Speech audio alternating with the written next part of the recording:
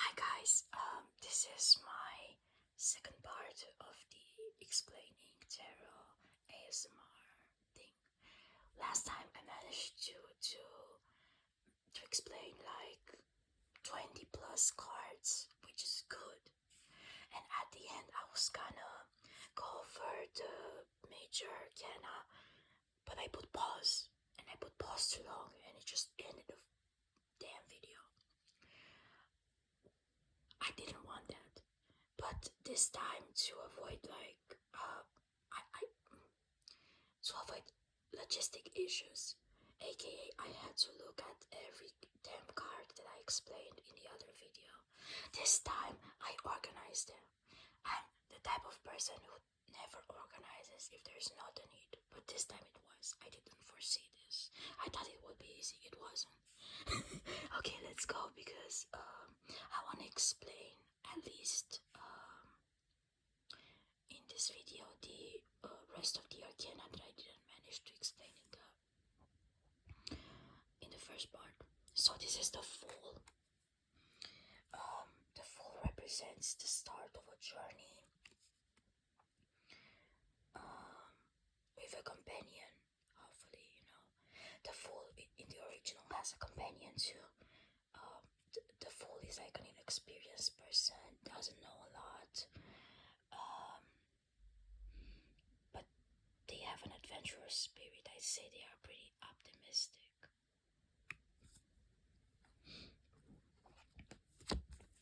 The Magician. The Magician is I'd say a jack of all trades to me. A person who has power, all kinds of power. It's called a manifester. Like a person who wants something, gets it. They just have to say it, I see it as most of all, I see it as a jack of all trades. In this version and also in the original, is presented with being surrounded by all the elements. It's also supposed to represent alchemy, aka transmuting something into something else. So in that sense, it represents resourcefulness and making to resourcefulness, I say.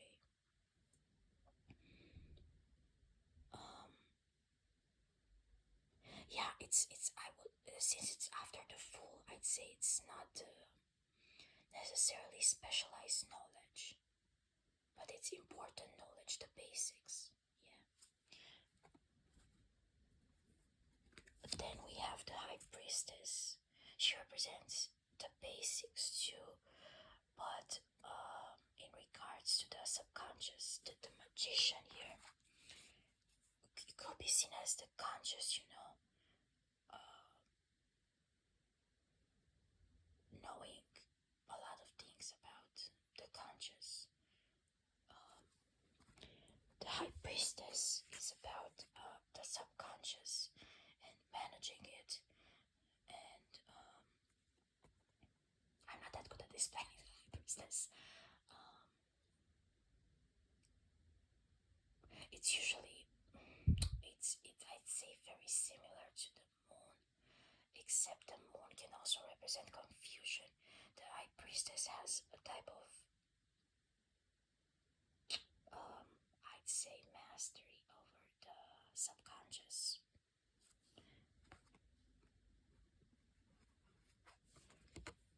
The Empress. I'd say the Empress represents what we see as femininity.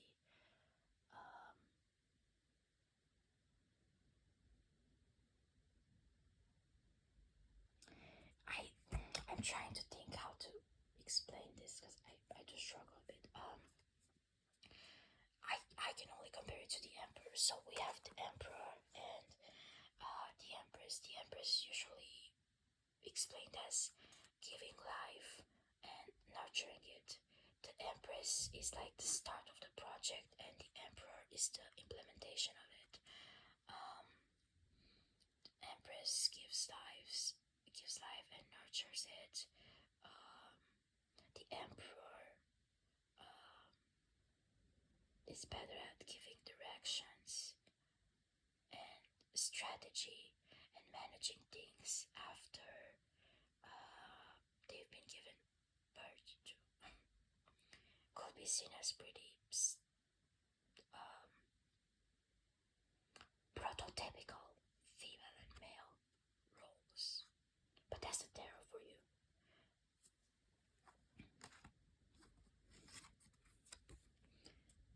Then there's the Hierophant.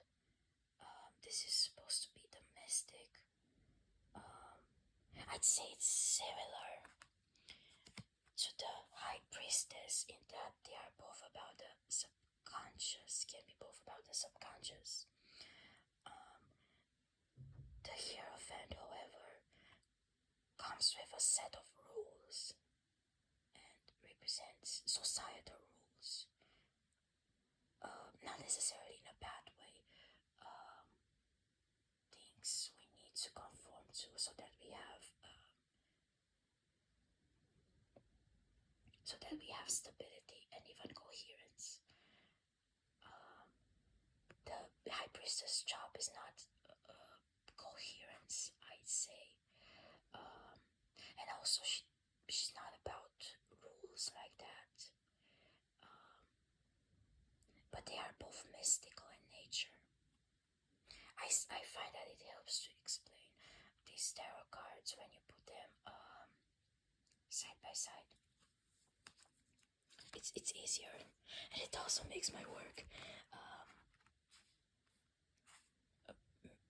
it's easier, yeah. Makes my workload shorter. I think that's what I was looking for.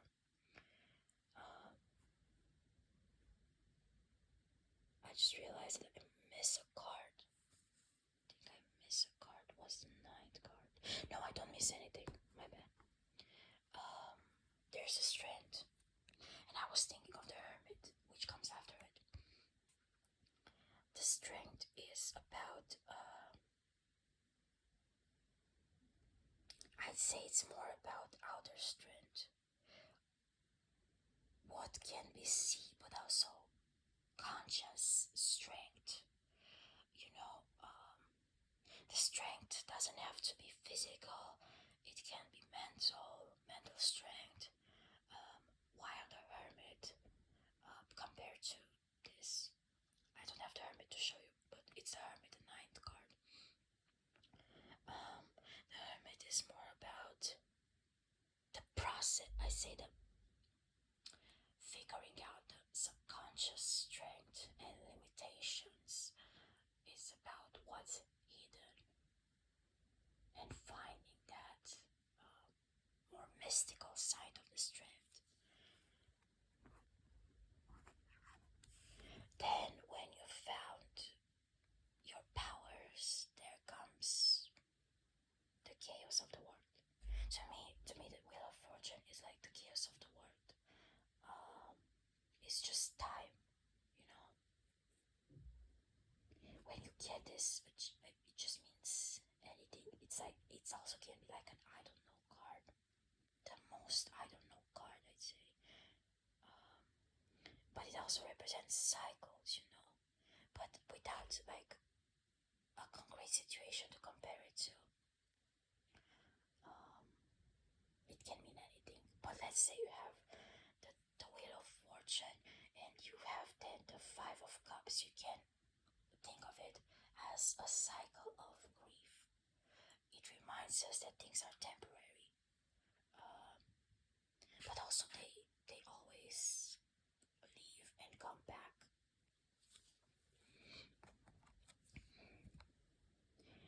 Here we have Justice. This is like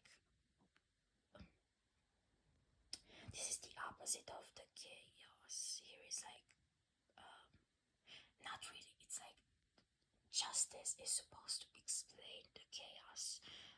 It's cause and effect. It's what you can gather if you manage to understand the Wheel of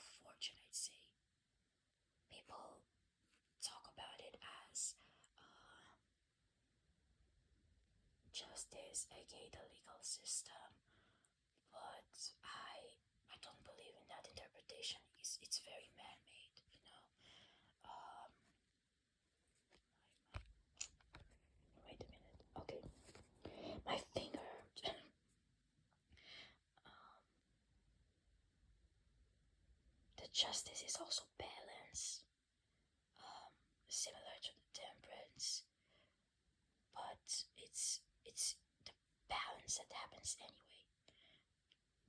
Justice will always happen because it's like what governs life, but not in the way people expect it to. In the way that like justice is like the reflex to breathe, the feeling of love, the stuff like that.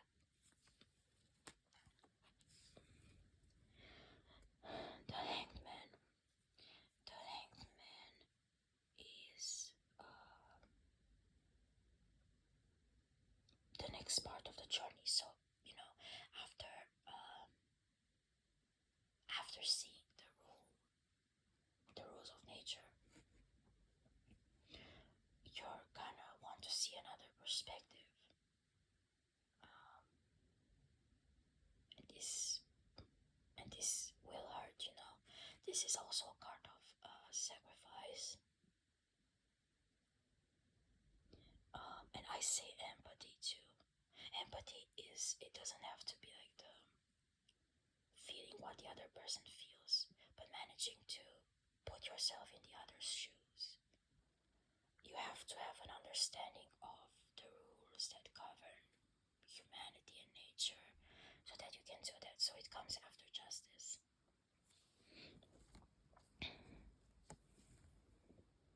Then there's death. You've gathered all lessons. You've seen all perspectives.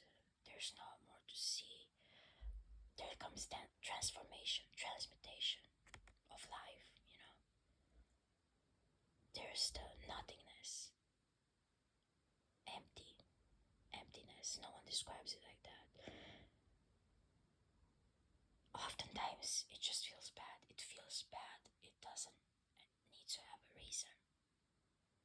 People see it as good, but it's good if you want more knowledge. But death comes with such a grief that it may not be possible to get past that grief, to gather more knowledge. Death happens so you gather more knowledge, I'd say, not that you're happier. There's not a promise for that, but there's always a promise of managing to learn more and get more knowledge as long as you live.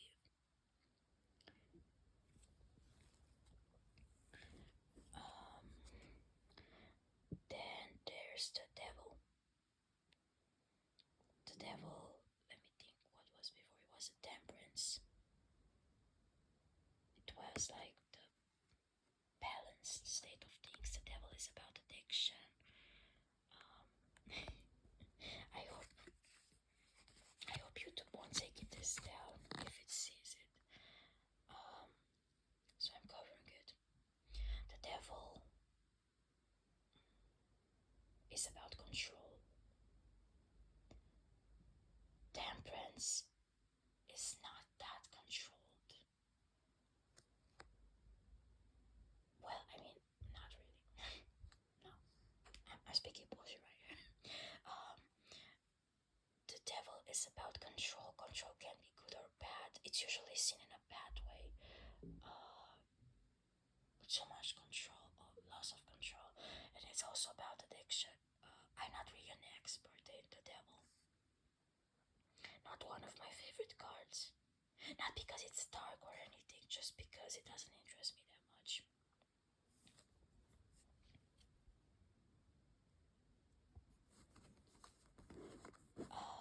Then comes the tower. I'd say there's temperance, which is stability. There comes the devil, which is instability. And then comes the tower, which is the breaking of foundation because there's instability. You know, imagine the skills like here. In the devil, the skills, you know, there's a male humans lived. Jesus Christ. If you have too much of something in a system, it will collapse. So this is the collapse of a system. It's not good or bad, it's just meant to happen. You don't know if there's something better ahead. You can't know that.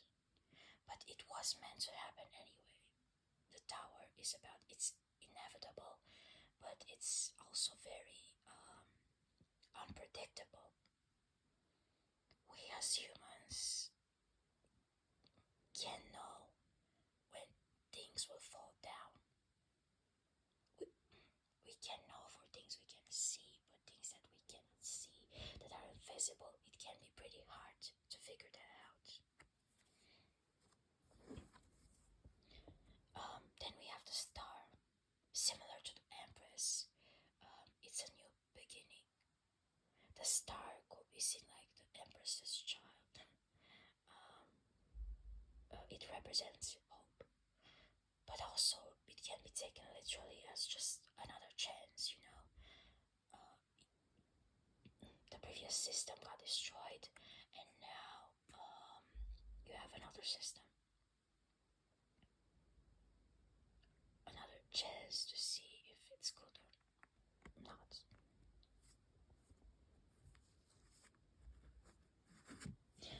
Here's the sun. Before this, it was the moon. So to explain them together, the star, it's like the beginning. The moon is being confused on what to do with a new system. You don't know. You're confused. You need to make a choice. And then the sun is like getting clarity. It's usually happiness, but also it can be just seen as clarity. You can understand. And sometimes happiness just comes from the fact that you can see. We as humans seek some meaning and understanding. And then, you know, if this system works out, you have the judgment. The judgment is the analysis of everything, the results. Seeing what's good, what's bad, and then there's the word enjoyment, the fruits of the labor. The judgment represents also this term, discernment. You know, because you can see, you can analyze. It's a very analytical card, I'd say. Okay, and this is all I can do now, because I'm getting super hungry. I may as well hungry now. I might just continue. I don't know how many cards I have. I continue after I eat at some point today. These are like 1, 2, 3, 4, 5, 6, 7, 8, 9,